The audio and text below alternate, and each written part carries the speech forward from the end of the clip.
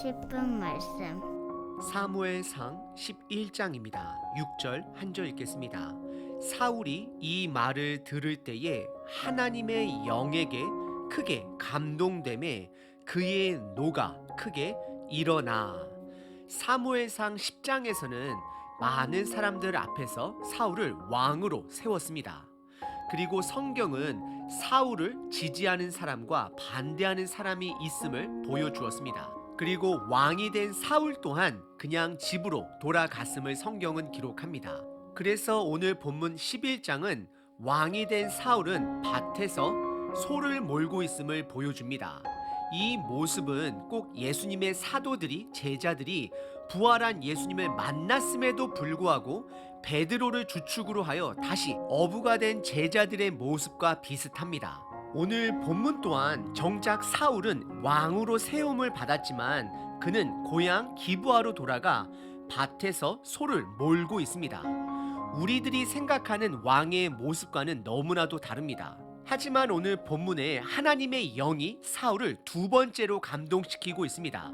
그리고 백성들 또한 감동시키자 놀라운 일들이 벌어집니다. 예수님의 제자들 또한 예수님이 말씀하신 성령님께서 공식적으로 내려오자 이들은 놀라운 복음의 능력을 경험하게 되고 복음을 선포하게 됩니다. 오늘 본문에서 분명히 말하고 있는 것은 이스라엘의 회복은 인간 왕 사울에게 있는 것이 아니라 하나님의 영이 그들과 함께하기 때문에 전쟁에서 승리한 이스라엘을 보게 됩니다. 그리고 오늘 사울의 모습 속에 삼손의 모습 또한 보게 됩니다. 하나님의 영이 그와 함께하기 때문에 삼손이 블레셋 사람들을 무찌를 수 있는 것처럼 삼손의 힘은 머리카락이 아닌 하나님으로부터 나왔습니다. 오늘 본문을 통해 저와 여러분들의 가정들이 그리고 공동체의 능력은 유능한 부모로부터나 유능한 목회자로부터 나오는 것이 아니라 우리 모두 한 사람 한 사람이 성령님의 충만함을 받게 되었을 때에 그때의 그 가족이 교회가 회복이 되어지고 하나님의 놀라운 일에 동참하게 됨을 기억하시길 바랍니다.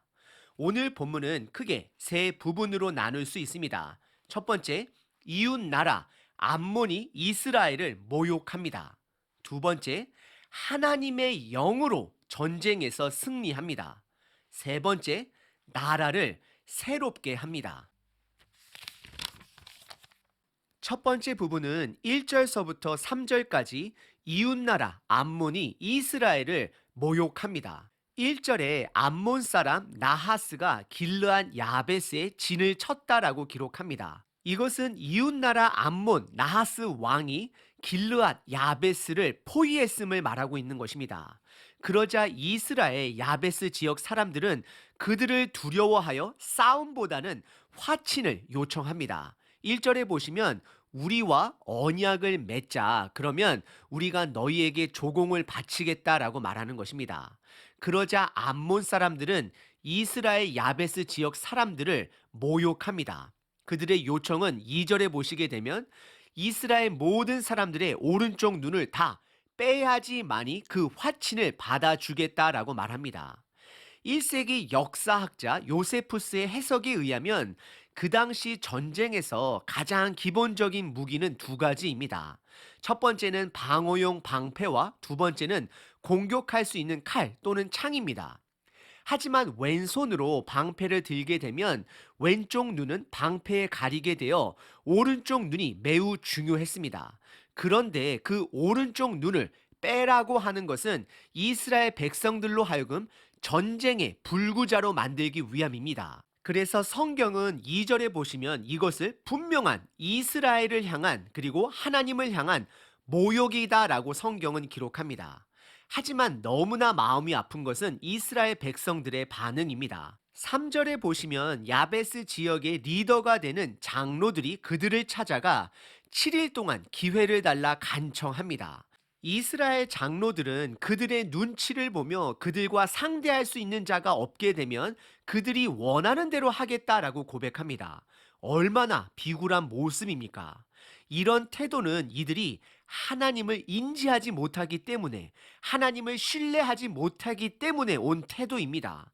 하나님이 함께 하심이 그들에게는 현실이 아닙니다. 그들은 하나님과의 충만함이 아닌 인간의 충만함으로 그들의 비참한 현실만 보일 뿐입니다.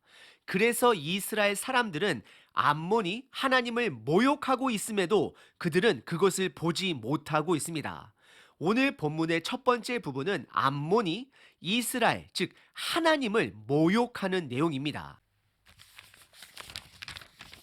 오늘 본문의 두 번째 부분은 4절서부터 11절까지 하나님의 영으로 인해 전쟁에서 이스라엘 백성들은 승리하게 됩니다. 우선 4절과 5절에 보시면 이 안 좋은 소식을 고향 기브아에서 밭에서 소를 몰고 있는 사울 왕에게 전달합니다.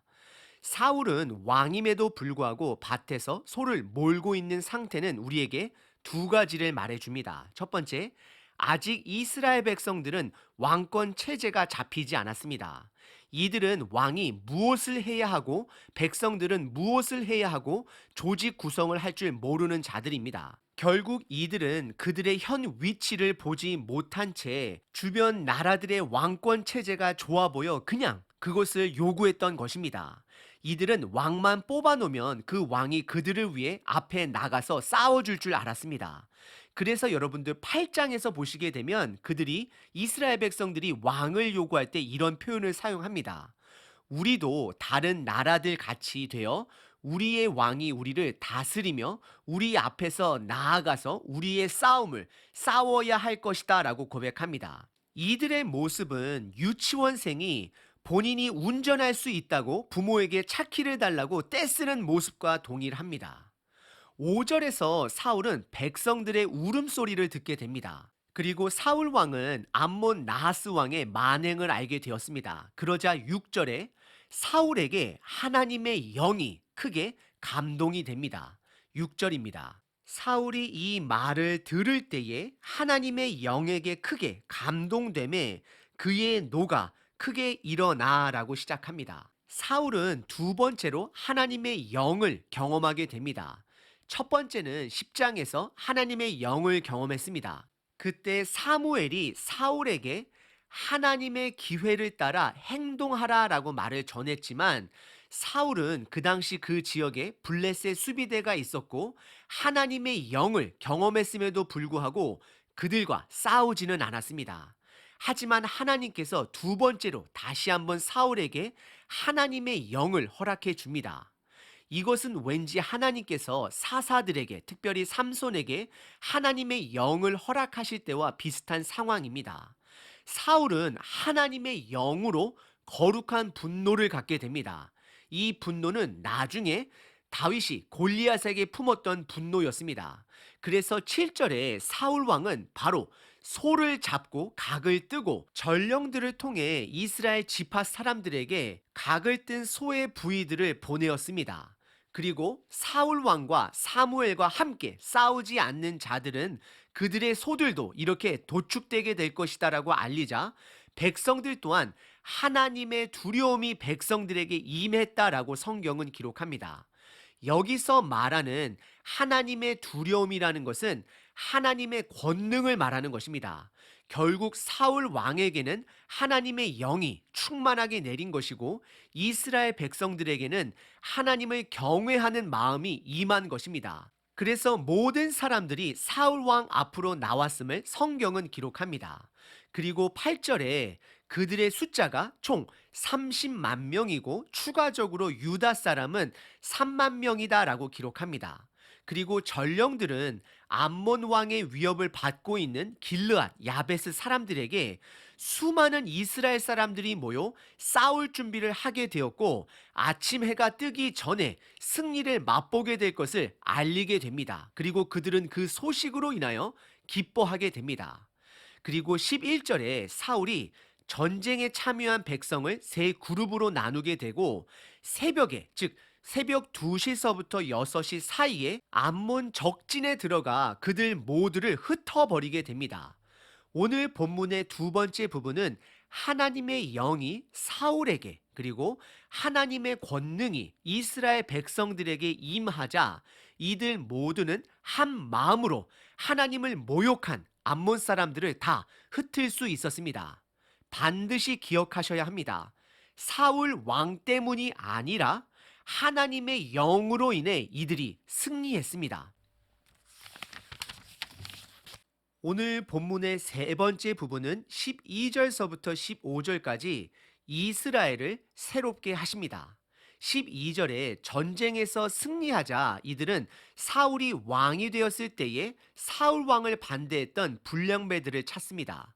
그리고 그들을 처단하려고 합니다. 하지만 13절에 사울 왕은 오늘 이 날은 전쟁에서 승리한 이 날은 여호와께서 이스라엘에게 구원을 베푸셨으므로 그들을 죽이지 못한다라고 말합니다. 그리고 이어지는 14절에는 사무엘이 백성들에게 길갈로 가서 이스라엘을 나라를 새롭게 해야 함을 선포합니다. 14절입니다. 사무엘이 백성에게 이르되 오라 우리가 길갈로 가서 나라를 새롭게 하자라고 선포합니다. 그러자 이어지는 15절에 이스라엘 백성들은 한 마음으로 길갈로 가서 하나님께 화목제를 드리고 화목제사는 음식을 나눌 수가 있죠. 그래서 축제 속에서 기뻐하게 됨을 성경은 기록합니다. 오늘 본문 세 번째 부분을 통해 우리는 두 가지를 기억해야 합니다. 첫 번째, 사무엘이 나라를 새롭게 하자라고 선포했습니다. 이것은 사울이 하나님의 영을 처음 경험했을 때 새로운 사람이 되었다라는 것과 연결이 됩니다. 나라를 새롭게 한다라는 것은 사울 왕을 중심으로 나라를 새롭게 하자는 것이 아닙니다. 인간 왕이 그들에게 있던 없던 하나님 중심으로 다시 나라를 새롭게 하자는 것입니다. 그리고 사울 왕도 새롭게 한다라는 것은 본인은 온전한 왕이 아니라 하나님의 청지기로서 왕의 역할을 감당하는 자임을 온전한 왕은 하나님됨을 다시금 새롭게 기억해야 하는 것입니다. 그리고 오늘 두 번째 기억해야 하는 것은 전쟁에서 승리를 얻은 기브아 지역입니다. 여러분들 사사기 마지막 부분에 여성 토막 살인 사건을 기억하시나요? 그 사건이 오늘 전쟁에서 승리를 거둔 기브아 지역입니다. 기브아 지역 불량배가 레위인의 아내를 새벽까지 겁탈한 사건과 연결해 볼 수 있습니다. 사사기 끝부분에 등장한 기브아 지역의 사건은 이스라엘 지파들의 분열을 상징합니다. 하지만 오늘 기브아 지역의 전쟁 승리는 그들의 새롭게 됨을 상징하고 있습니다. 이것은 하나님의 영의 중요성을 강조하고 있습니다. 이들은 하나님의 영으로 새롭게 되었습니다. 오늘 본문은 하나님의 영을 강조하고 있습니다. 지금 저와 여러분들이 살고 있는 이 시대는 성령님의 시대입니다. 이 시대는 세상의 악함으로 인해 그리고 또한 교회의 죄로 인해 교회가 세상으로부터 모욕을 당하고 조롱을 당합니다. 어떤 부분은 교회 자체의 책임도 있습니다. 하지만 이제는 우리 함께 회복해야 합니다. 오늘 본문은 회복의 방향을 분명히 알려주고 있습니다. 그것은 하나님의 영으로 충만해져야 합니다. 성령으로 충만해져야 한다라는 것입니다. 성령 충만하다라는 것은 우리 모두가 다 느낌으로는 잘 알고 있습니다. 정리해보면 다음과 같습니다. 성령 충만은 말씀의 통제를 받는 삶입니다. 내가 말씀의 통치를 받아 순종함으로 하나님의 말씀이 내 삶에서 이루어지는 것을 경험하는 것이 성령 충만입니다. 성령 충만은 사람을 드러내지 않습니다. 하나님만을 드러냅니다. 사람 충만은 인간의 일을 드러냅니다. 하지만 성령 충만은 하나님의 놀라운 일들을 드러냅니다. 사람 충만은 상처만을 줍니다. 하지만 성령 충만은 용서와 회복을 가져다 줍니다. 사람 충만은 긍정적으로 생각하는 것입니다. 하지만 성령 충만은 하나님의 성품에 참여하는 것입니다. 내가 성경 말씀의 통치를 받을 때, 즉 나의 삶에 나의 왕권을 하나님께 내어드릴 때에 비로소 우리는 성령 충만하게 되는 것입니다.